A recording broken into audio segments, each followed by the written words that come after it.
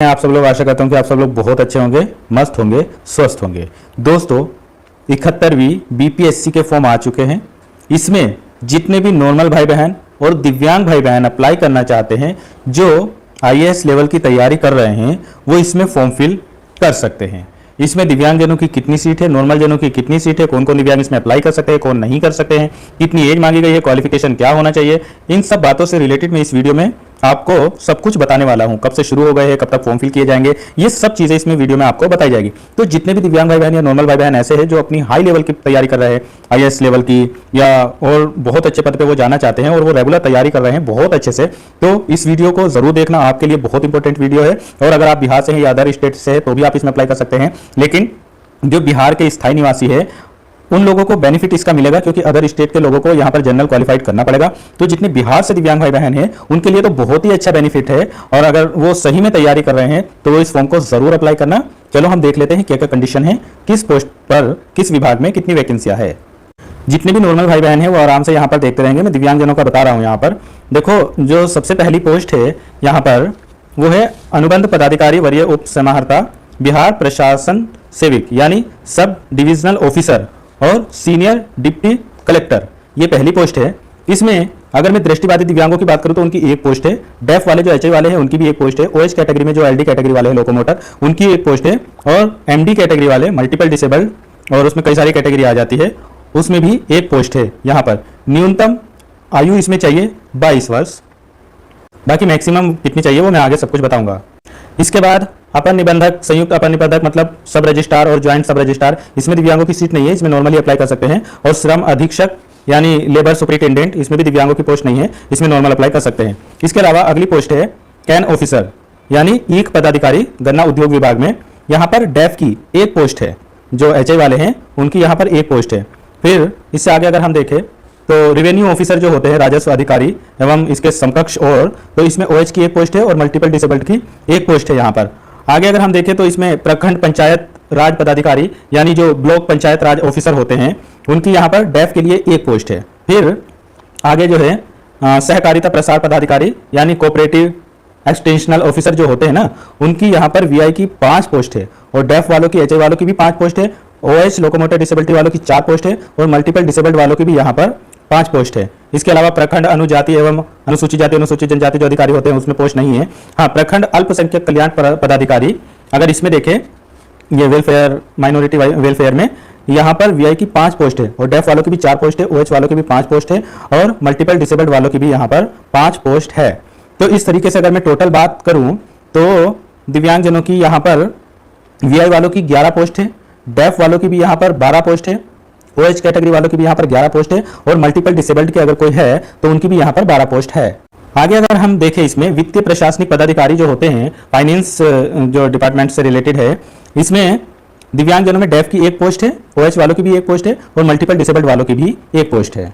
अब देखो इसमें जो दृष्टिबाधित वाले हैं वो मैंने बता दिया, वीआई की कितनी है और एचआई की कितनी है और एमडी और ओएच की कितनी है। तो इसमें इसका मतलब दृष्टिबाधित वाले अप्लाई कर सकते हैं, एचआई वाले भी अप्लाई कर सकते हैं, और जो ओएच वाले हैं मतलब लोकोमोटर डिसेबल्ड जो है ऑर्थोपेडिकली हैंडीकैप, वो भी अप्लाई कर सकते हैं। उसमें आप बीएल हो, ओए हो, कोई भी हो, कोई भी कैटेगरी हो, इसमें अलग अलग नहीं लिखा है तो मैं इसलिए नहीं बता रहा हूँ। बाकी ओएच कैटेगरी में जितने भी आते हैं वो बीएल हो, ओए हो, ओएएल हो, या इसके अलावा मस्कुलर डिस्ट्रोफी वाले हो, कोई भी इसमें अप्लाई कर सकते हैं। और एमडी वालों में भी मनोविकार दिव्यांगता या बहुदिव्यांगता या एसडी वगैरह जो इस तरीके के दिव्यांग है वो सब इसमें अप्लाई कर सकते हैं। टोटल पोस्ट की बात करूं अगर मैं तो ये 1250 पोस्ट है टोटल। अब देखो जो 71वीं बीपीएससी है उसके लिए आपकी जो शैक्षिक योग्यता होनी चाहिए, किसी भी मान्यता प्राप्त विश्वविद्यालय से आपने स्नातक यानी ग्रेजुएशन किया हो या इसके समतुल्य कोई परीक्षा में उत्तीर्ण हो, ठीक है, तो आप इसमें अप्लाई कर सकते हैं। जो वित्तीय प्रशासनिक पदाधिकारी और समकक्ष था उसके लिए किसी मान्यता प्राप्त विश्वविद्यालय या उससे संबद्ध संस्थान से वाणिज्य, अर्थशास्त्र, गणित या सांख्यिकी में से किसी एक विषय में स्नातक की डिग्री प्राप्त होना अनिवार्य है। तो क्वालिफिकेशन आप समझ गए, तो केवल आपके पास में ग्रेजुएशन होना चाहिए बस। जैसे कि मैंने आपको शुरुआत में बताया था कि आरक्षण का लाभ उन्हीं लोगों को मिलेगा जो बिहार के स्थायी निवासी है। बिहार के बाहर के निवासी जितने भी है उनको आरक्षण का लाभ नहीं मिलेगा, वो यहाँ पर एज अ जनरल क्वालिफाइड किए जाएंगे। और बिहार के जितने भी भाई बहन हैं दिव्यांग हो या नॉर्मल, उनको यहाँ पर अपना जात प्रमाण पत्र वगैरह और स्थायी निवास प्रमाण पत्र लगाना जरूरी है, वरना उनको भी आरक्षण का लाभ नहीं मिल पाएगा। इसमें देखो लिखा हुआ है कि अगर आप 40% से ज्यादा है तो आप इसमें अप्लाई कर सकते हैं। 4% का क्षैतिज आरक्षण इसमें दिव्यांगों को दिया गया है। लेकिन अगर कोई भाई बहन ऐसे हैं कि वो 40% से कम हैं तो भी एनेक्सर वगैरह इसमें सब दिया है, वो भी इसमें अप्लाई कर सकते हैं। और अगर आपको दिव्यांगता ऐसी है कि उसमें आपको शुरुत लेखक मतलब स्क्राइबर राइटर की जरूरत है तो आप जब फॉर्म फिल करेंगे तो उसमें राइटर का जरूर यस कर देना, आपको राइटर भी मिलेगा। इसमें आपकी एज होनी चाहिए वो 21 वर्ष से 22 वर्ष के बीच में होनी चाहिए। और जो मैक्सिमम एज होनी चाहिए वो अनारक्षित मतलब जनरल के पुरुष है तो उनको 37 वर्ष, और अनारक्षित महिला या पिछड़ा वर्ग या अत्यंत पिछड़ा वर्ग पुरुष महिला उनको 40 वर्ष तक की एज होनी चाहिए। और इसमें एक चीज़ और है, जो भी दिव्यांग भाई बहन हैं उनको 10 वर्ष का रिलैक्सेशन मिलेगा। अब इसमें जो फीस लगने वाली है वो सामान्य अभ्यर्थियों के लिए 600 रुपये फीस है। बाकी केवल बिहार राज्य के अनुसूचित जाति अनुसूचित जनजाति के लिए 150 है, और बिहार राज्य की स्थायी निवासी सभी आरक्षित अनारक्षित वर्ग महिलाओं के लिए भी 150 है। और दिव्यांग अभ्यर्थी वो बिहार के हो या बिहार के बाहर के हो, कहीं के भी हो, उनकी सबकी जो फीस लगने वाली है उनके भी 150 रुपये फीस लगने वाली है। बाकी अन्य सभी उम्मीदवार जो है जैसे बिहार से बाहर के हैं तो उनके भी सबके 600 रुपये ही लगेंगे। बाकी आप दिव्यांग कहीं के भी हो, आपके 150 रुपये ही यहाँ पर लगने वाले हैं। अब यहाँ पर हम इसके एग्जाम पैटर्न की बात कर लेते हैं। देखो दोस्तों, इसमें सबसे पहले आपकी प्रारंभिक परीक्षा होगी भाग 1, ठीक है। उसमें 150 अंक के कुल प्रश्न आपसे पूछे जाएंगे जो MCQs बेस हो गए, ठीक है। और इसमें नेगेटिव मार्किंग भी आपकी रहेगी।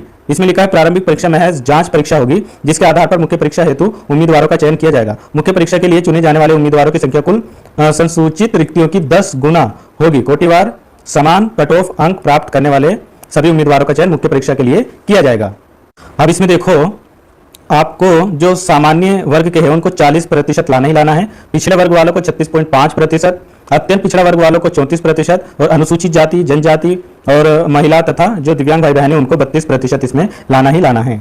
जब आपकी प्रारंभिक परीक्षा कंप्लीट हो जाएगी, उसमें देखो प्रारंभिक परीक्षा में जो आपका सब कुछ पूछा जाता है जैसे सामान्य विज्ञान, राष्ट्रीय तथा अंतर्राष्ट्रीय महत्व की समसामयिक घटनाएं, भारत का इतिहास तथा बिहार के इतिहास की प्रमुख विशेषताएं, सामान्य भूगोल, बिहार के प्रमुख भौगोलिक प्रभाग तथा यहाँ की महत्वपूर्ण नदियां, और भारत की राज्य व्यवस्था और आर्थिक व्यवस्था आज़ादी के पश्चात, और बिहार की अर्थव्यवस्था के प्रमुख परिवर्तन, और भारत का राष्ट्रीय आंदोलन तथा इसमें बिहार का योगदान एवं सामान्य मानसिक योग्यता को जांचने वाले प्रश्न पूछे जाएंगे, ठीक है। तो यहाँ पर आपको प्रीलिम्स में इतना सब पूछा जाएगा।